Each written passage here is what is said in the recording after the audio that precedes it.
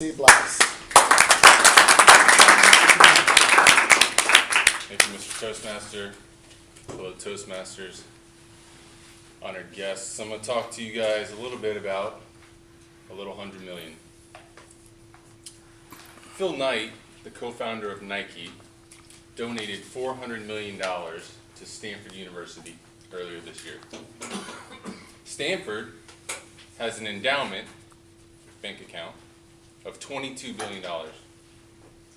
The money that Stanford earns on the interest alone of that $22 billion is over $1 billion per year. So why is Phil Knight giving that money to Stanford? Why is Stanford asking for it? And why are schools like Stanford accepting it rather than thinking of other options? It started back in 1992. A successful entrepreneur from New Jersey named Hank Rowan was approached by local college Glassboro State. They were looking for a donation to the school. They asked Hank for $1,500, and he gave them $1,500. The next year, guess what? They came back. This time they wanted $10,000 for their business school. Hank said, "I'm not interested in donating $10,000 for a business school. We need more engineers. So I have an offer for you. What if I gave you $100 million to build an engineering program?" They accepted. Rowan's gift, of course, made headlines, and it sort of sparked the beginning of individual educational philanthropy that we see today. Since that day, 87 gifts, like Hank's, like Phil Knight's, have been given to schools. Over $100 million each. Does that mean people are following Hank Rowan's lead? Rowan donated to Glassboro State, a small public university in Sleepytown, New Jersey. At the time, Glassboro had a total endowment of $787,000. The other 87 gifts I spoke about went to schools like this: Columbia, Harvard, Princeton, Cornell, Yale, USC, Notre Dame. Wealthy, prestigious schools.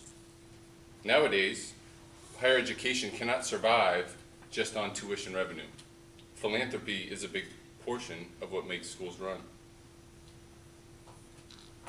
But there's a problem. A lot of that philanthropy is going to the wrong places. I understand giving money to those who need it. I'm not sure I understand giving the money to those who have all the money they could ever use. There's something that happens in sports, you know I was going there at some point, that might help you understand sort of what's going on here. People have sort of studied this thing across all sports for a long time. Is it better? What matters more? How good your best player is, or how good your worst player is? In soccer, it's more advantageous to have your weakest link be strong than having a strong star player. In basketball, it's more advantageous to have a strong star player than it is to have a strong weak link. Soccer is a weak link sport. Basketball is a strong link sport. What is higher education? What is American society? Are we interconnected more like soccer or basketball? Suppose I said to you, here's $50 billion to fix air travel in the United States. Would you take that money and spend it in Denver, somewhere with a new airport, modern facilities, plenty of space? Or would you spend it in New York, New Jersey, Atlanta, Charlotte, places that need modern updates, need more space, overpopulated?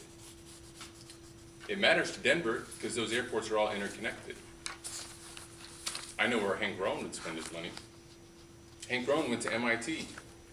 At the time, MIT was trying to raise $750 million. Rowan's little $100 million wouldn't have been of much help. And let's not forget the tax ramifications. This isn't $100 million gifted, and then there's some taxes taken out, and then the school gets a little bit. This is tax-free the whole way.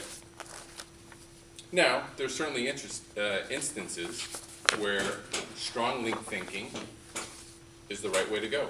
Here in Daytona, I think there's a lot of good places to eat.